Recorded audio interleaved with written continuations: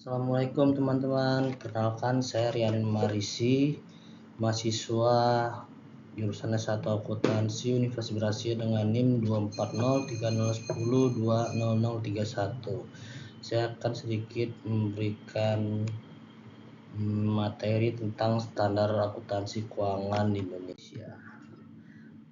Pertama, SAK di Indonesia ada beberapa kategori entitas, yaitu entitas dengan akuntabilitas publik, perusahaan yang saham atau instrumen keuangannya diperdagangkan di pasar modal, entitas yang mengelola dana masyarakat dalam jumlah signifikan, dan entitas yang sedang dalam proses menerbitkan instrumen keuangan di pasar modal.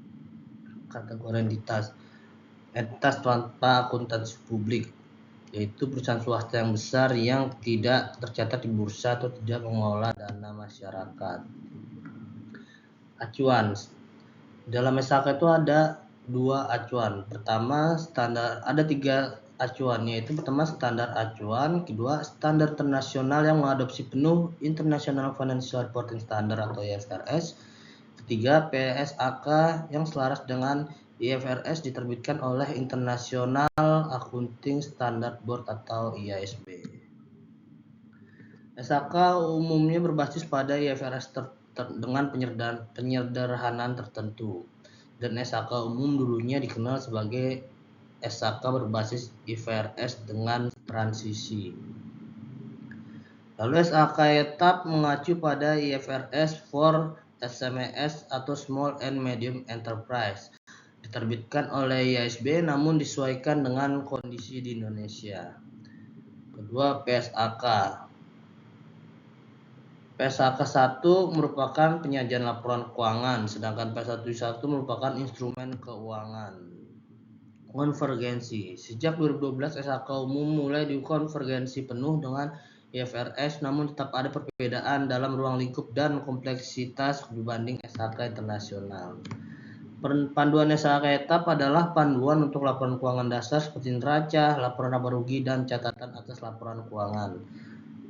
Siklus laporan keuangan adalah laporan posisi keuangan, laporan laba rugi, dan catatan sederhana laporan keuangan tersebut.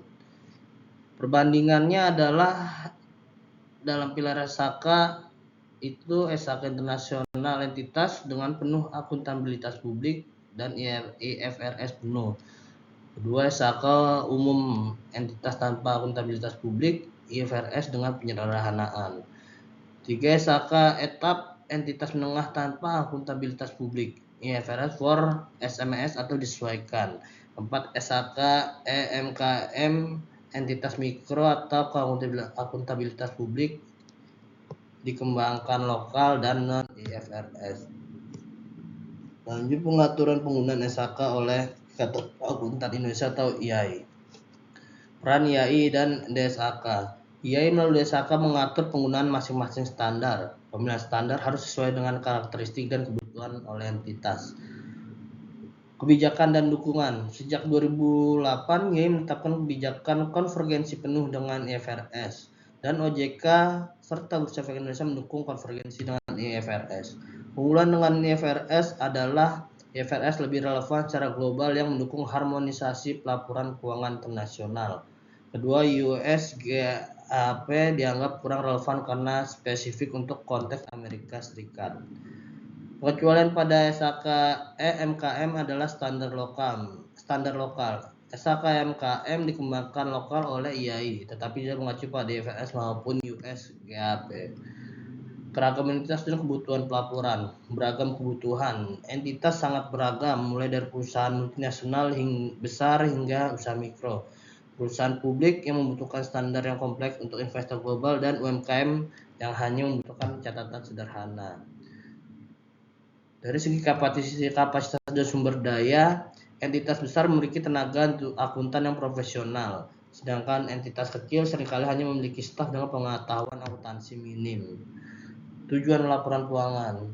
Tujuannya ada dua, yaitu entitas dengan akuntan publik bertujuan memberikan informasi transparan kepada investor, kreditor, dan regulator. Sedangkan entitas tanpa akuntabilitas publik lebih fokus pada kebutuhan internal atau perpajakan perusahaan tersebut. Secara pendekatan IFRS, fleksibilitas IFRS sendiri mengakui keberagaman kebutuhan dengan mengeluarkan IFRS for SMEs. Keuntungan dari pendekatan 4 pilar fleksibilitas dan efisiensi adalah memungkinkan entitas memilih standar yang sesuai, mengurangi beban kepatuhan bagi entitas kecil, dan menyesuaikan standar dengan kondisi lokal tanpa mengorbankan harmonisasi global. Dengan pendekatan realistis dan praktis dan standar yang relevan, memiliki satu standar yang tidak fit or all karena perbedaan dalam skala entitas, kapasitas sumber daya, dan tujuan pelaporan mempengaruhi dalam pemilihan akuntabilitas laporan keuangan. Sedangkan pilar SKAK adalah solusi untuk lebih realistis dan praktis untuk memastikan standar akuntansi relevan dan dapat diterapkan oleh semua jenis entitas.